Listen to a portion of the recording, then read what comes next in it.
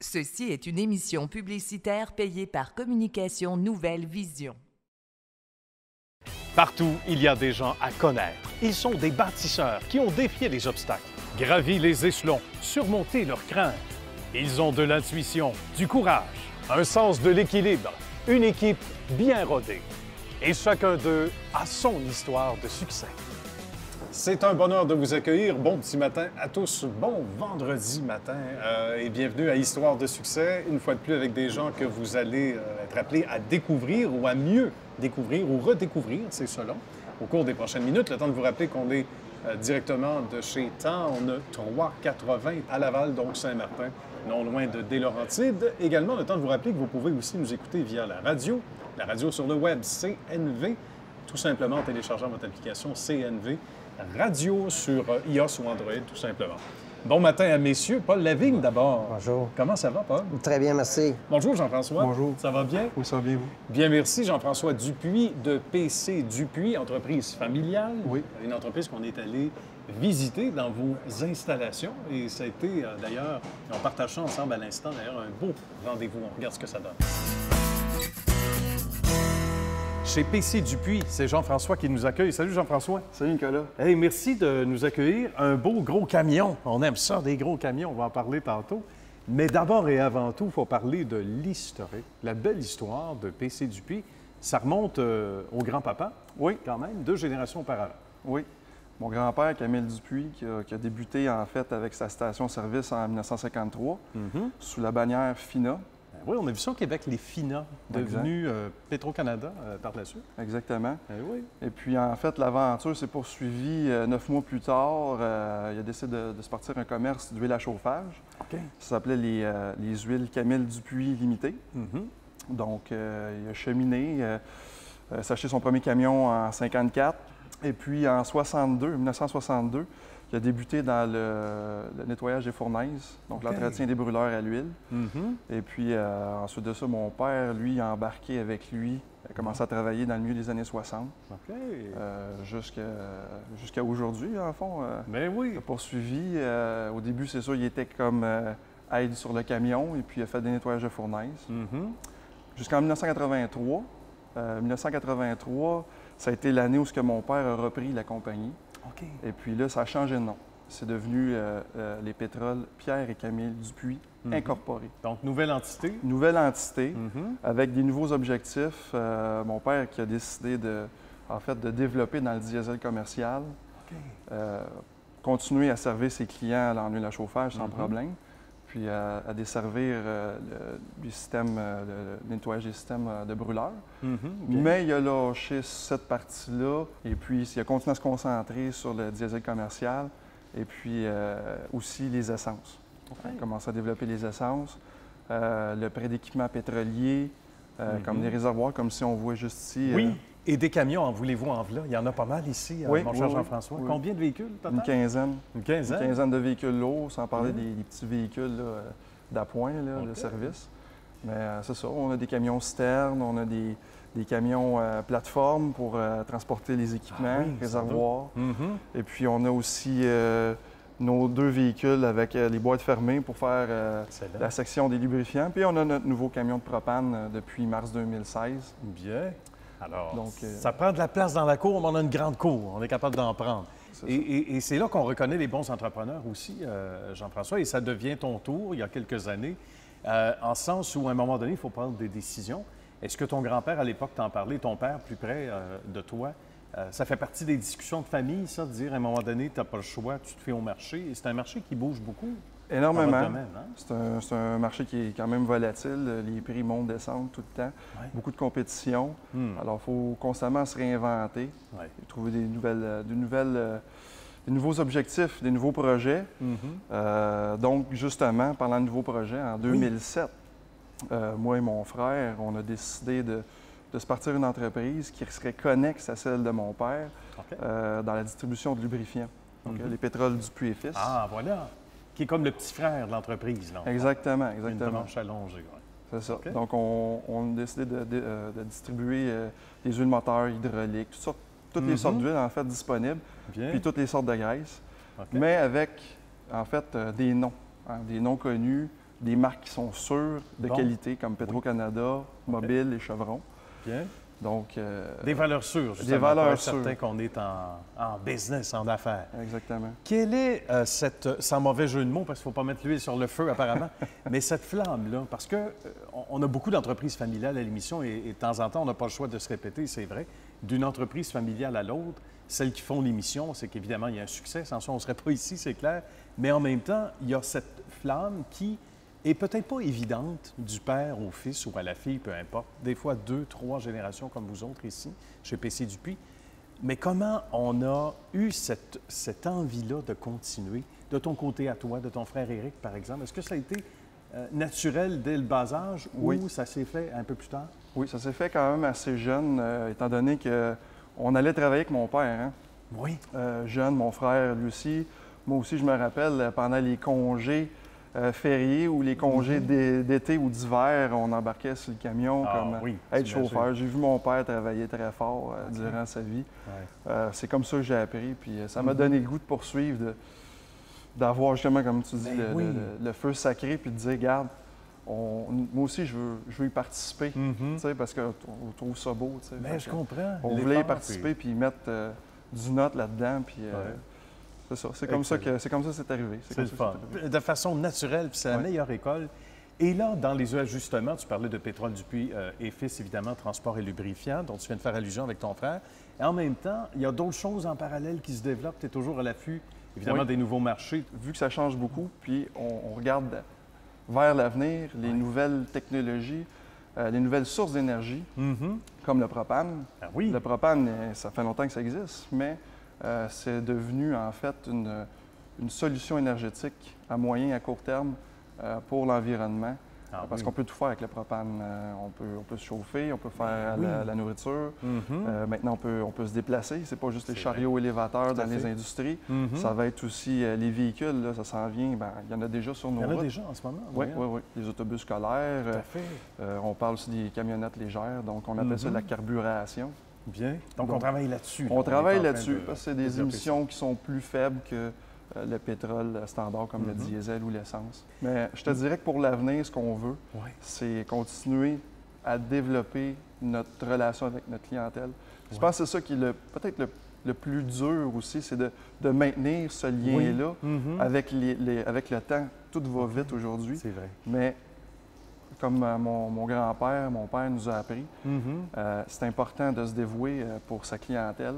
Parce que c'est ça qui fait partie aussi de notre histoire de succès. Ah oui, c'est bien dit. Et quelle belle conclusion, effectivement. Merci beaucoup, Jean-François. Merci, Nicolas. Merci. Quel beau mot de la fin. Je connais ça. Ça en vient bon, atelier aussi, avec celle-là. Merci beaucoup, puis salutations à la famille et à la belle équipe de PC Dupuis. Merci beaucoup. À bientôt. Merci. Reportage intéressant, mon cher Jean-François. Merci. Ce qui inspire Paul pour sa question maintenant. J'ai vu que c'était une entreprise familiale. Y a-t-il un petit historique en arrière de ça? On retourne à l'époque de mon grand-père, qui avait 28 ans, à l'époque, qui a décidé de partir une station-service au coin des rues Théodore et Ontario, à Montréal. Et puis, ça a duré à peu près 9 mois, je vous dirais. Ah oui. Puis ensuite, il a décidé de se partir dans le transport et la vente de produits d'huile à chauffage. Donc, depuis 1953, il y a beaucoup de chemin qui s'est fait. Il y a beaucoup d'ouvrages. Il a travaillé très fort. Et puis, on a développé à travers les années les produits d'hiver là-dedans.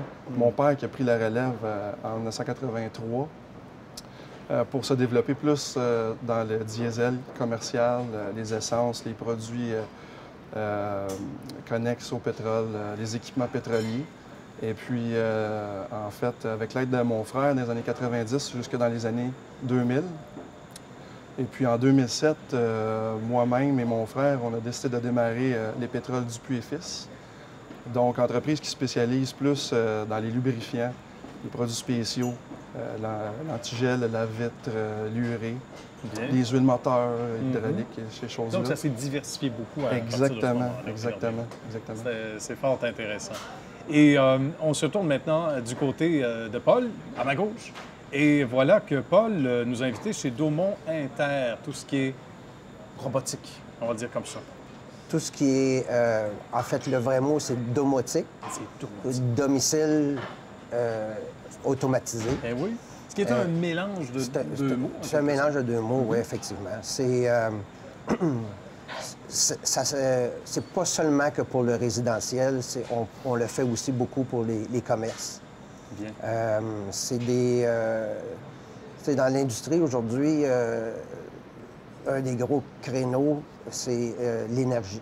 Ah oui, tout à fait. Si on peut sauver 10 d'énergie au bout de la ligne, au bout d'un an, surtout pour les entreprises, c'est énormément d'argent. Pour moins que ça, il y a des décisions qui se prennent en entreprise. Des fois pour 1 des fois pour un 4 mais ça, c'est autre chose. Pour 10 ça vaut la peine. On se retrouve après ce reportage, justement, qu'on a réalisé avec notre ami Paul. Avec l'ami Paul qui nous reçoit. Salut, Paul. Bonjour Nicolas. Merci de nous recevoir. Belle collaboration d'abord avec les gens de Lumans. Avant de reculer un petit peu dans le temps, il faut le mentionner. Là. Et ça, c'est une collaboration qui est précieuse. Elle est précieuse parce que, étant fournisseur pour nous autres, les intégrateurs, on a besoin de quelqu'un de confiance, une compagnie de confiance. Et puis, j'ai toujours été bien servi avec leur service, eux autres. Bien, et vous allez comprendre pourquoi dans quelques minutes. J'aimerais savoir comment est venu chez vous, personnellement, le désir de faire quelque chose dans les hautes technologies, parce que c'est exactement ce qu'on fait. On remonte à quelle année d'abord? On remonte en 2001. Oui. La domotique était, en 2001, était comme la télévision dans le temps noir et blanc.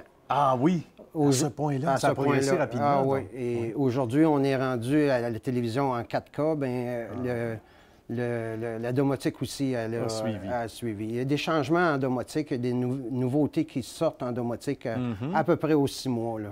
Tout peut être programmé à distance. Tout ce qui demande l'intervention d'un être humain, il n'y a rien qui vous échappe. Et j'aimerais ça savoir justement, dès le début, est-ce que ça a été ça qui a été l'intérêt au départ en 2001? Ça a été, oui, c'est un ami à moi qui voulait...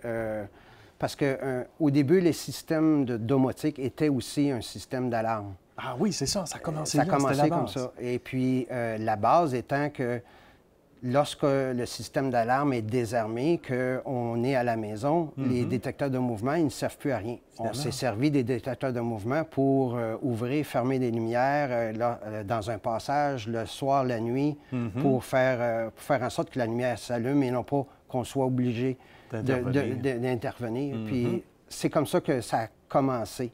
Mais aujourd'hui, le chauffage à distance, vous avez un chalet, que vous n'êtes pas là, vous voulez y aller la fin de semaine, vous pouvez, avec votre téléphone intelligent, vous pouvez programmer, monter le chauffage comme vous voulez. C'est selon les besoins.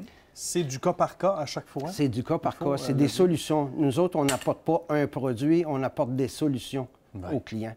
On parle avec le client, on regarde ses demandes, puis on trouve la solution. Il y a des exemples autour de nous, et c'est pas pour rien qu'on a conçu cette espèce de mini-condo. C'est un lieu qui est important pour vous, Paul, pour expliquer ce que vous faites au quotidien. Vous amenez des clients ici avec la collaboration de Lumans? Effectivement, on amène les clients ici pour leur montrer une base là, de la domotique. La domotique, la première chose, c'est le contrôle d'énergie, comme de raison, parce que c'est ce qui est le plus dispendieux, l'éclairage, le chauffage. Donc, cette salle-là, ici, elle a été faite en fonction de l'éclairage de soir. On peut programmer des scènes, on appelle ça des scènes. En pesant sur un bouton, il y a des lumières qui rouvrent, ferment. Il y a des stars qui rouvrent, qui ferment aussi. Même chose, des stars aussi. Oui, donc, c'est plus subtil pour, par exemple, quand on part en voyage, en guise d'exemple, on n'est pas là pendant quelques jours, puis on veut qu'il y ait une activité, mais la même lampe, si on veut, n'allumera pas à la même heure tous les jours. Donc, ça enlevait de la subtilité. Exactement. C'est aléatoire pour faire croire qu'il y a de l'action dans la maison. Oui, tout à fait. C'est merveilleux. D'autres exemples, autour de nous, on ne voit pas et on n'entend pas, mais il y a des haut-parleurs qui sont intégrés dans le mur. Ça aussi, ça fait partie de l'ingénierie. Ça fait partie. On va voir tout à l'heure un écran de télévision, puis il n'y a pas de haut-parleurs. Ben oui. Les haut-parleurs sont cachés parce que la demande est là aujourd'hui. La demande est, je veux avoir mon écran de télévision, aucun meuble, rien autour. Bien. T'sais, On veut que ce soit épuré. L'appétit vient en manger. Est-ce que vous avez de plus en plus des demandes, sans dire folles, mais un peu particulières? Les demandes qu'on a, on les a déjà vécues parce qu'on les a déjà proposées à des clients, à d'autres clients. Bien. Par contre, s'il y a une demande qui est faite pour une salle informatique ou une salle cinéma-maison, oui. On intègre à ce moment-là on peut intégrer les accessoires, les fauteuils, fauteuils de cinéma-maison. Bien, tout y passe, là. C'est un ensemble clé en main à ce moment-là qu'on parle avec le client. On va se transporter du côté, tout près d'ici, bougez pas, du côté de presque la porte d'entrée où il y a cette espèce de... Quoi, c'est un mini... c'est un mini iPad. Un mini iPad, tout simplement. Alors, et ça contrôle à peu près tout ce qui bouge ici, Paul? Tout ce qui est... heureusement, aujourd'hui, les compagnies ont fait des applications qui s'installent iPad ou Android qui peuvent contrôler tout ce qui est contrôlable dans la maison à ce moment-ci. Bien. Un exemple? Un exemple. On décroche ça comme un câble. On décroche ça comme un câble. C'est magnétique. OK. On veut le recharger, on le remet ici. Parce que c'est aussi une charge. C'est aussi une charge. Magnifique, magnifique. Des exemples de ce qu'on peut contrôler, si on voit bien évidemment à l'écran ici, qu'est-ce qu'on peut... on peut contrôler... c'est ça, on peut contrôler le son. Aussi, si je vais dans une autre application d'éclairage. D'accord. Bien. Tout ce qui est éclairage ici. OK. On a différentes salles. On a comme ici, on a une salle qu'on appelle cuisine, on a une salle qu'on appelle salon. On a aussi des stores qui sont électriques. Mais oui, tout à fait. On les voit ici à ma gauche. Tous ces accessoires-là peuvent être créés en scène, ensemble, et puis on les programme pour que, si on veut écouter la télévision en cinéma-maison, bien, les stars se ferment. La lumière ambiante se ferme aussi. C'est extraordinaire. Puis quand on quitte la maison aussi, c'est pas aussi, j'allais dire, rustique, sans mauvais jeu de mots, qu'à l'époque. Lorsqu'on rentre notre code pour armer le système, bien, on fait à ce moment-là que les lumières se ferment, le chauffage baisse. Mais quand on parle de coût d'implantation, c'est une chose, mais quand on pense à l'économie qu'on réalise tout au long de l'année, des années à venir, c'est là qu'il faut faire le calcul. Il ne faut pas acheter un prix seulement. C'est que l'électricité est tellement dispendieuse.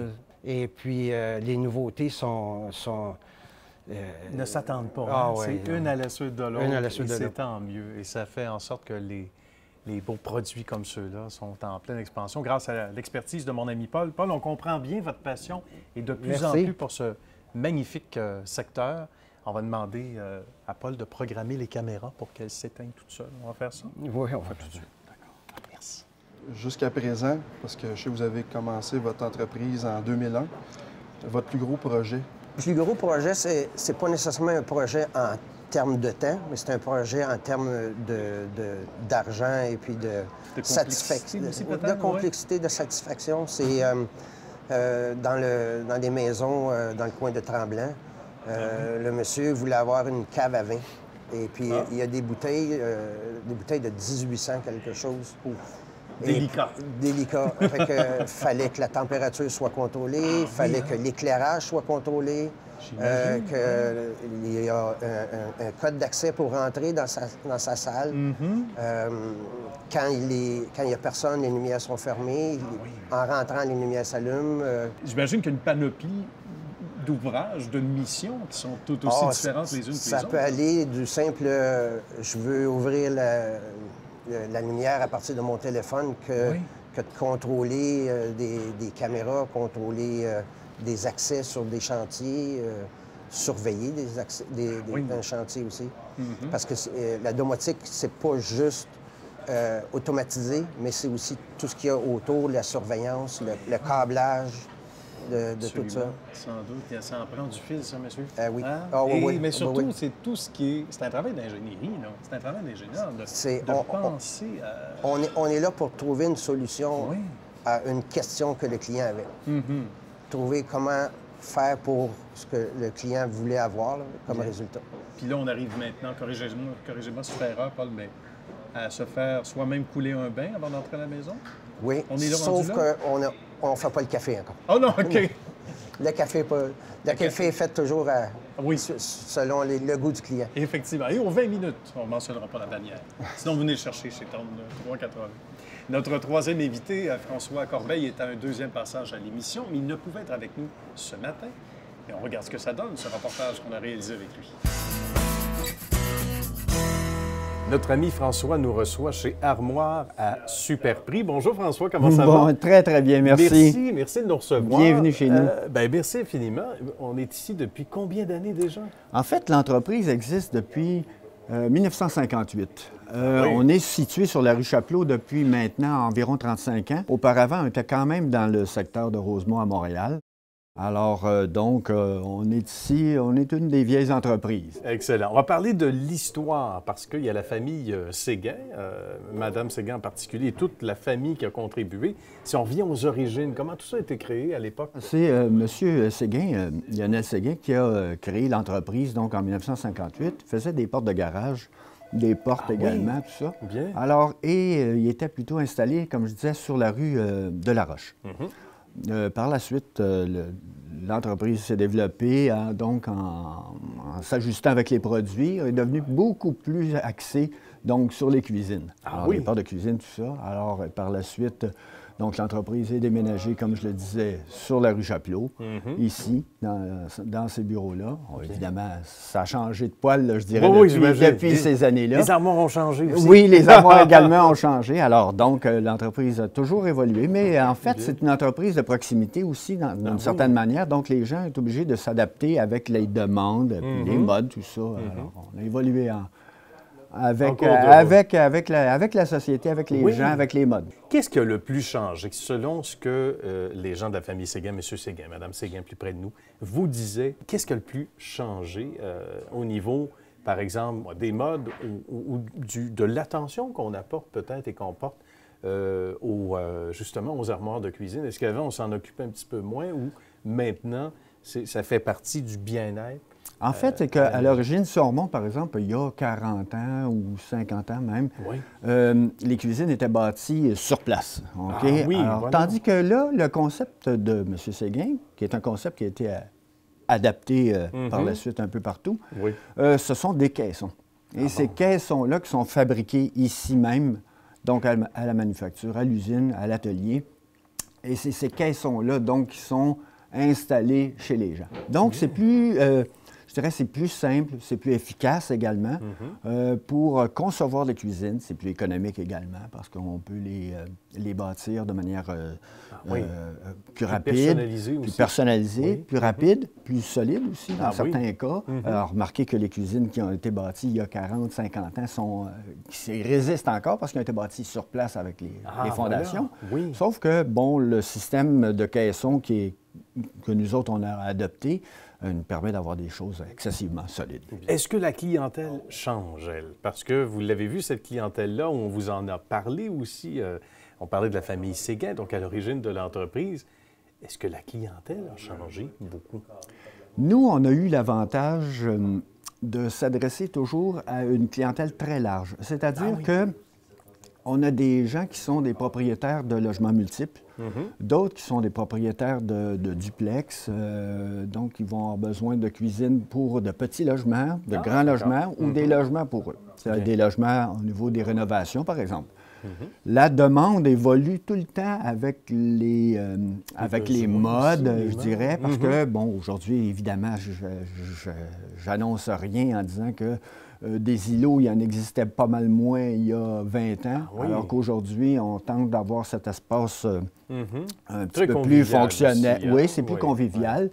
En fait, l'îlot, c'est un peu comme la table de cuisine qu'on avait quand on était petit. C'est ça. Alors, les gens se regroupent alentour de ça. Alors, c'est ce genre d'affaires-là qui a évolué, évidemment, et les produits, évidemment, sont toujours de meilleure qualité, les couleurs sont toujours plus vives, je t'en dis plus résistantes. Plus résistantes également. Exactement. Et on pense aussi au laminé. Le terme mérite toutes ses lettres de noblesse maintenant, parce qu'il y a eu une évolution, François, ces dernières années incroyable, ce qui fait que le look a complètement changé. Absolument.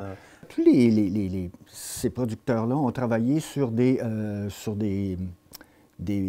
surfaces, des colles, des couleurs, tout ça, et fait en sorte que leurs matériaux résistent beaucoup plus longtemps, comme je disais, soit au changement de lumière, par exemple, parce que les cuisines, souvent, sont très éclairées, mais seulement une partie. Mais alors, donc, on veut que les couleurs résistent plus longtemps.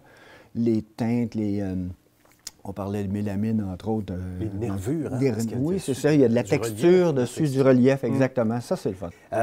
Le nom et la marque Armoire à Super Prix est connu, est presque comme Barabas. Et ça, vous y avez contribué dans une autre vie, François. C'est important. Mais moi, le nom était toujours là. Oui. Moi, je l'ai mis un petit peu plus de l'avant, il y a peut-être une dizaine d'années, 10-12 ans, alors que j'étais à l'extérieur de l'entreprise. Au niveau publicitaire, juste pour le défi, peut-être? Le remettre un petit peu plus au goût du jour, je dirais. Voilà. Parce que le nom est connu, il est simple, mais alors on a voulu le faire des ritournelles pour le chanter, pour que ça soit, que ça rentre un peu dans l'esprit des gens aussi. Également. Et d'ailleurs, François va nous livrer un extrait de non, cette pas chanson. Vraiment. Vous l'écouterez à la je voulais, j'aurais bien aimé. Qu'est-ce qui vous rend le plus heureux de justement, le fait que vous ayez eu justement cet œil d'homme publiciste, on va le dire comme ça, pour vanter les mérites de la boîte et d'arriver aujourd'hui avec tout ce bagage que vous avez derrière, le bagage de M. Séguin, Mme Séguin? Bien, je dirais que l'essentiel, c'est évidemment, c'est les Séguin qui l'ont bâti. Ouais. Mais ce qui est le plus... qui me rend plus fier, dans le fond, c'est plus l'équipe. C'est une question d'équipe. Mais ici, j'ai du plaisir. On a tous du plaisir à venir travailler. Alors, j'ai des gens ici dans la salle de montre, comme vous voyez. J'en ai d'autres dans l'usine. Alors, toute cette petite équipe-là, dans le fond, on y trouve chacun notre compte, on a du plaisir. Et ça, je trouve ça formidable de pouvoir avoir une espèce de, j'allais dire, le mot est galvaudé, là, mais une espèce de synergie, dans le fond. Tout le monde travaille ensemble, puis on s'amuse. Et ça, tout ça, ça paraît, ça transparaît aussi auprès de notre clientèle. Je pense à ça, venir nous voir. Ça se perçoit très, très bien du premier coup d'œil. Bien, François, merci beaucoup. Merci à vous. Plaisir merci de venir beaucoup. Vous visiter. Puis on va faire un choix d'armoire maintenant. Parfait. Merci. C'est l'heure de ce dernier tour de table en mode express. D'abord, mon cher Jean-François, pour ceux et celles qui veulent des détails, pour PC Dupuis, on s'en va sur quel site web? On s'en va sur www.pcdupuis.ca. Et puis, on peut aussi aller sur notre page Facebook, évidemment. Paul, on se quitte, mais on ne le fera pas sans rappeler votre site web également. Qui est le www.domointer.com. Donc, domo, inter.com. Ça a été un bonheur de vous recevoir, messieurs, à l'émission ce matin. Vous êtes des gens inspirants. Une fois de plus, merci d'avoir été là. Merci à vous. D'avoir accepté l'invitation. Merci à la belle équipe d'Histoire de succès. Merci à vous, chers amis, d'avoir été là également. On se retrouve la semaine prochaine.